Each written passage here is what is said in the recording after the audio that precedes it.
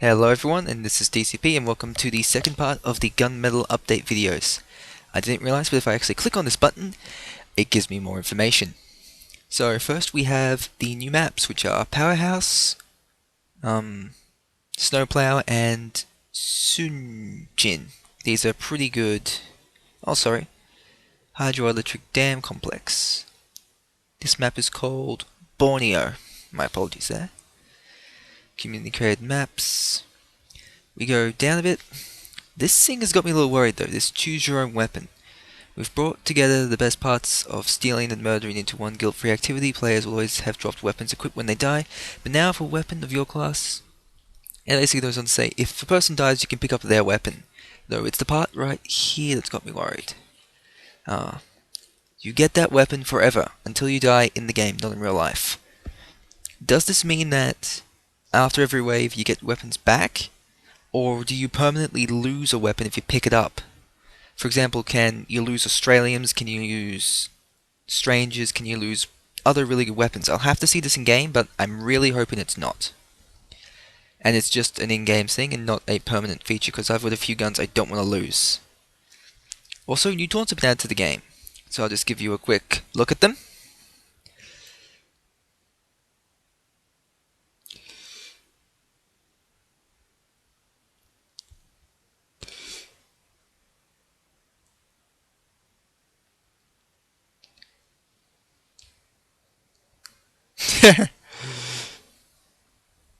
Okay, that was kind of cute. So yeah, that's the Cudgel's Kick. Dance like the KGB isn't watching. When you think the Soviet Union, you think of one thing: the freedom and laughter. Yeah. Okay, next one is the Boxtrot, which is obviously a reference to Metal Gear Solid, which is kind of cool. I wonder if that's going to be like a permanent one, like the Roger Relaxo. And finally, another taunt for the Heavy. This is one of the things I really wanted in Love and War was heavy taunts. So it's going to look really good in game. The new achievements for Power and Glory: Balance the Power, Wet Works, Power Drain, Power Trip, and Power and Glory. Whew. And here's the big thing: gameplay changes. And, well, there's a lot of them. So I'm just going to go over the stuff that's important, which is none of the stuff for the Spy, which is all the stuff for the Engineer, actually. Construction boosts, wrench hits, or redeploys from multiple sources is now addictive. Multiplication calculations based around a ×1 base building speed, increased base wrench construction speed. On hit by 50%, buildings now built 2.5 times faster instead of just 2 times. Addition of 1 times for base speed. Builders and a heap of other stuff. Wrenches equipped buildings no longer self-destruct unless building type is changed. Only sentries explode when switching from wrench to gunslinger. Building repairs costs. This is the part that's confusing as well. Cost for increase 20 metal to 33 metal. To repair 100 HP per wrench hit from 5 HP metal. Level 2 sentries, level 3 sentries now have less passive damage resistance against heavies miniguns. Level 2 sentries resistance changes from 20% to 15%. I don't like that. The gunslinger's been fucked with. So mini sentries can now be repaired, which is good. Mini sentries can now be wrench constructed boosted, that's good. Mini sentries base building speed decreased, which is also good. It's a really fast thing. Though here's the part that gets me worried. Mini sentries health is at 50% on construction, instead of it being at full health, and metal jibs you can't pick up, which is, I don't really care, I have a dispenser. But the fact that it's slowed down and has less health makes it kind of hard to deploy in a tight situation. The mini sentry was always the get out of jail free card for an engineer, and now it isn't. The Thompson I don't use, but it's been changed a fair bit. The Wrangler ammo and repairs give to a shielded sentry reduced strength of the shield 66%. Shield is Engie. Engie's death keeps the Wrangler sentry shielded and disabled for 3 seconds, same when the Wrangler is switched away. Previous engineer's death was only 1 second. The Jag, it's been changed. Projectile destruction has been moved to alt fire at the cost of 15 per shot. There is also a 0.5 second cooldown between attempts and refire. Cannot pick up buildings when the search circuit is deployed. That's confusing, since you can't use a weapon while you're hole in a building, why can't you pick it up with the short circuit? That's sort of confusing. The Eureka effects had a really big buff.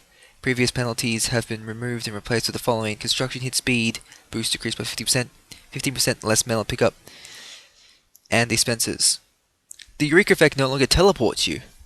So, it's actually quite a bad... Oh wait, never mind. Only the penalties. I may have to look into that actually. The V-Face Blaster adds boost reduction on taking damage, increases the amount of boost lost on air jump, which is... I think it takes it back to how it used to be. The Shortstop no longer uses secondary ammo, now uses primary ammo instead. Healing and knockback passives are only active when the weapon is deployed. It's okay. The Pretty Boy Pocket Pistol passive effects on the Pretty Boy Pocket Pistol are now only effect when the weapon is deployed. It removed the 15 health passive, which is one of the reasons you really want to equip the Pretty Boy instead of one of the other pistols like the Winger. Adds 3 health per hit, which I guess makes up for the remainder of 15 health. Changes general vulnerability from 50% on fire to 20 for all sources while active, which is kind of cool. The Fan of War now crits when it should normally mini crit, reduces down penalty from 90% to 75%, so it's pretty good actually.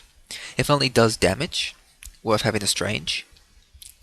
The airstrikes remove the clip size penalty, which is odd considering it was a weapon you had to build up. Reduces radius penalty from 15 to 10%. Reduces damage penalty from 25 to 15. Rocket jump blast reduction from 25 to 15. That's actually a pretty strong buff for that. Equalizer and escape plan changes no healing penalty to 90% from healing while active, so you can finally heal someone who's using a frickin' equalizer. That's going to be very interesting. You want to be low health when you're using those two weapons, so not being able to be healed accidentally by a medic was a big sort of positive to them.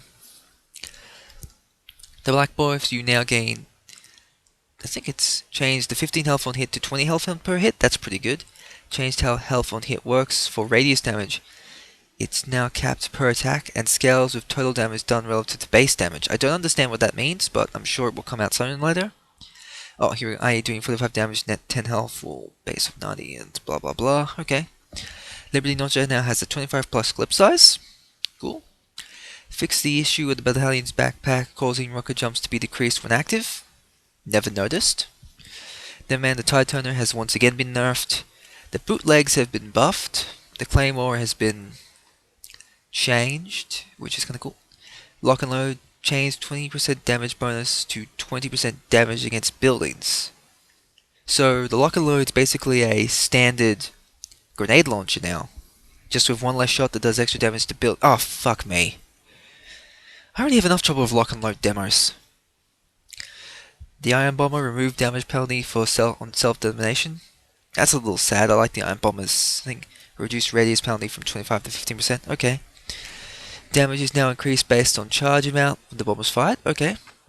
Reduced explosion base damage from 100 to 75. Reduced damage ramp up for close range attacks now the same as other explosive weapons.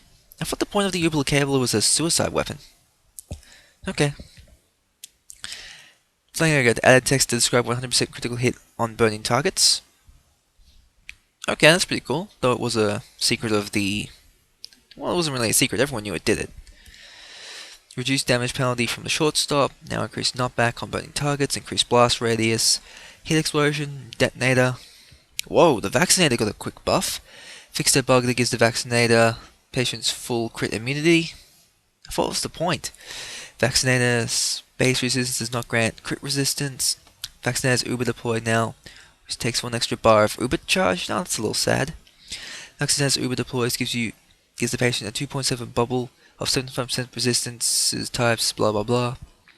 Vaccinator's Uber build now suffers the same penalties as other mediguns when it comes to multiple medics on the same max overheal patient. Now that's a little sad. Decreases the bonus healing medic receives properly from the... Yeah. The Solemn Vow, which has always been known for being the stock Bonesaw with a buff, now has a 10% attack speed penalty, so it's now a even shitter weapon that I didn't like. The Silly Sniper got the buff, don't really care. Don't really care. Bushwhack, don't really care. Heavy, Minigun damage penalty on level 2 and level 3 sentries slightly decreased. Level 2 sentry resistance change from... Yep, we understood that. Lost off for the heavy.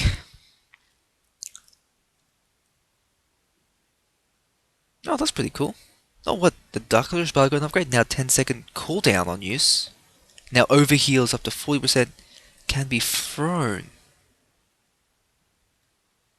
The Delica's bar actually has a use now. It actually has a use.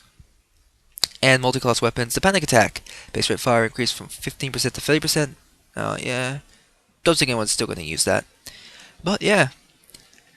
I'll link this again so you can take a look at it yourself. I obviously didn't go over the spy because, well, I don't really want to read all that. But the only thing I'm really worried about is the possibility of permanently losing weapons, like this suggests. But if you don't lose weapons permanently, I'm perfectly fine with the ability to pick up another person's gun. You do it in CSGO. And yeah, this is really going to become Team Strike. What? I came up with something funny earlier. What was it? Counter-Strike Global Offensive. It would be Counter Team Global Fortress. Yeah. Okay. Well, that's it for this day's video. I really want a shotgun from the first part of the update still, but now I'm more worried than I am happy. But new maps is always good. This looks kind of cool. A little Japanese temple. And Snowplow. Because we all wanted Snowplow. See you guys next time.